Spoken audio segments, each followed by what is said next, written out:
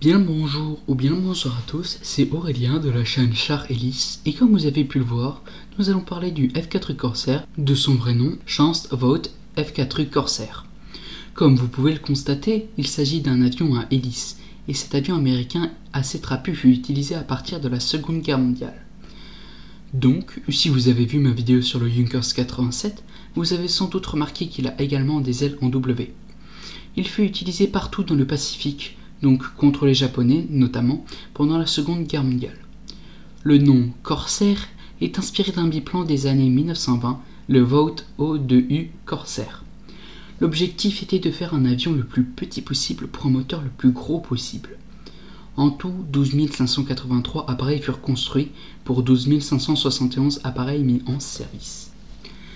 En 1938, l'US Navy souhaite remplacer son chasseur embarqué, le Wildcat F4F. D'ailleurs, j'en ferai peut-être une vidéo, enfin, à voir.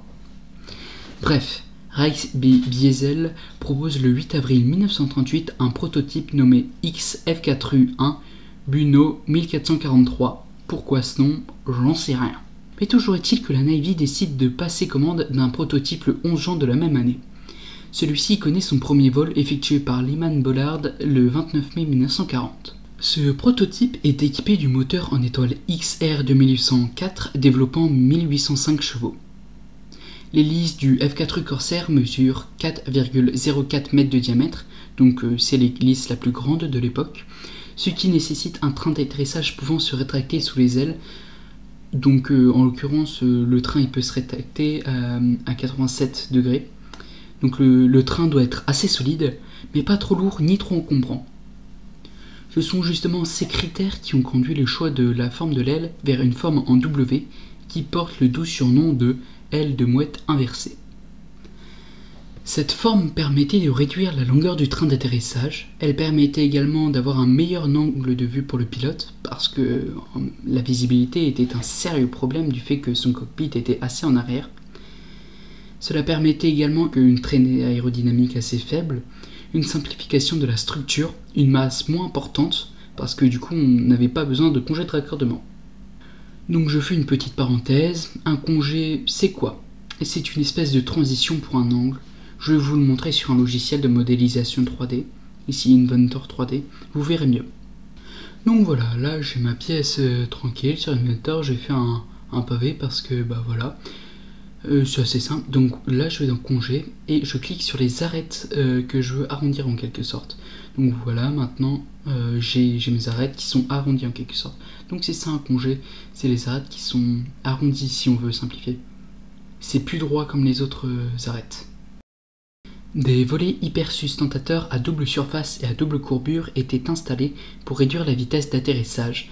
Même si cela faisait augmenter la masse, cela était nécessaire pour apponter. Donc à ponter, en gros, s'atterrir sur un porte-avions. Tout l'aéronef était recouvert de métal, sauf les parties mobiles, les gouvernes, qui elles étaient recouvertes de toile. Suite à des modifications faites sur le cahier des charges en novembre 1940, le cockpit se voit reculer de 81 cm et le moteur avancé de 43 cm pour maintenir un bon équilibre. Ainsi, la visibilité vers l'avant fut impactée, mais la visibilité vers le dessous de l'aéronef fut accrue car le pilote se trouvait désormais derrière les ailes. De cette modification découle également une augmentation de la surface des ailerons. Après toutes ces modifications, la version finale de l'avion fut présentée le 2 avril 1941. Victoire! L'aéronautique navale passa commande de 584 appareils le 30 juin 1941.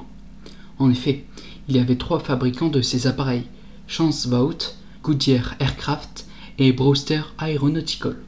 Mais dès ses premiers essais sur porte-avions, il fut rapidement constaté que l'appontage tournait à la catastrophe. Son train d'atterrissage rebondissait et l'aile gauche décrochait plus rapidement que l'aile droite lorsque l'appareil approchait de sa vitesse minimale.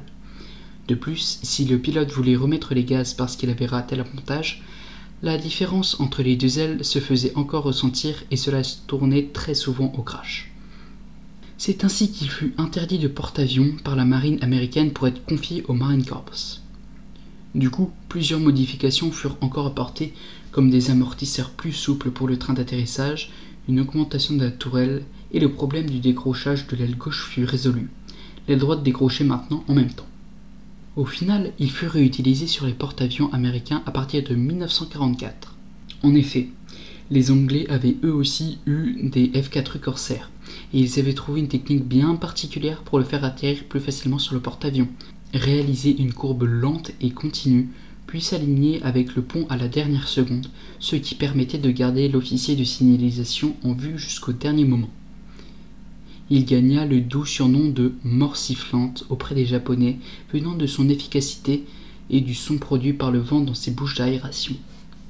Enfin, le F4U Corsair connaît le baptême du feu le 13 ou 14 février 1943 à Guadalcanal, lorsque des corsaires escortent des bombardiers B-24 Liberator qui vont bombarder un aérodrome japonais. Lors de cette opération, ces B-24 Liberator vont être interceptés, et lors de cette interception, 4 P-38, 2 P-40, 2 B-24 et 2 corsaires sont détruits, contre seulement 4-0 chez les Japonais. Une destruction a d'ailleurs été causée par une collision avec un corsaire. Tout ceci fut surnommé le massacre de la Saint-Valentin.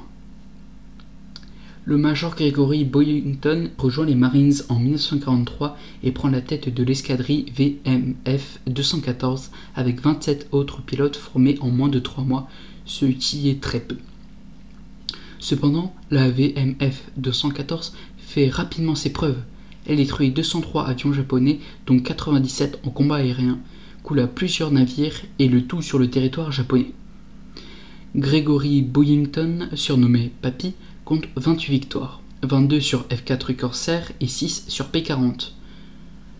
Le lieutenant R.R. Klingman reçut la croix de la marine pour une victoire bien particulière. Il coupa la queue d'un bimoteur japonais avec l'hélice de son F4U. Ses canons étaient bloqués à cause du froid causé par l'altitude. Il rogna ainsi 13 cm de son hélice, mais put rentrer en sécurité.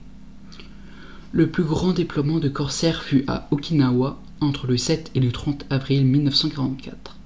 305 appareils de la Navy et 192 des Marines remplirent plus de 600 missions d'appui pour 124 victoires. Suite à cela, il fut surnommé Sweetheart of Okinawa. Durant la guerre de Corée, il fut utilisé dans 80% des missions d'appui au sol. Il y eut des combats entre Corsair et Yak-9, donc le Yak-9 c'est un avion soviétique, jusqu'à l'arrivée du MiG-15 où le F4U fut complètement dépassé. Le MiG-15 était un avion à réaction soviétique, d'ailleurs j'en ferai très probablement une vidéo. Même si un pilote, Gijs Volmar, a battu un MiG-15 dans un combat tournoyant, mais il sera abattu à son tour par 4 MiG-15, mais Volmar survécut et fut secouru avec peu de blessures. Le dernier conflit du F4U Corsair fut la guerre du football en 1968 entre le Honduras et le Salvador, qui possédaient tous deux des P-51 Mustang et des F4U Corsair, donc 2 avions américains. Bien sûr, cela dépend des versions, mais voici quelques données pour que vous ayez un ordre de grandeur. Le F4U-1, version de juin 1942, avait un moteur R2808 de 2000 chevaux pour 671 km/h à une altitude de 6065 mètres. Il faisait 12,50 mètres d'envergure pour une surface à l'air de 29,17 mètres carrés. Il faisait 10,16 mètres de longueur et 4,60 mètres de hauteur, et cette version fut produite à 688 exemplaires. Il avait une masse maximale de 5950 kg et pour une distance maximale de 1635 km. Il n'y avait qu'un membre d'équipage par avion et cette version était armée de 6 mitrailleuses de 12,7 mm. Quand je dis qu'il n'y avait qu'un membre d'équipage, c'est pour toutes les versions du F4 Corsair. Et quand je dis qu'il possède 6 mitrailleuses de 12,7 mm, je parle de la version F4U1A. Mais bien sûr, son armement varie d'une version à l'autre. Par exemple, la version F4U1C d'août 1943 était équipée de 4 canons de 20 mm, ce qui entre nous est très bien, car franchement, dans n'importe quel jeu vidéo ou dans la vraie vie, j'apprécierais vraiment pas passer devant lorsqu'il tire. Cette version bénéficiait également d'un moteur plus puissant, de 2250 chevaux, le R2808W. Il y eut d'autres versions, le F4U2 servait de couverture nocturne, où 34 exemplaires furent produits.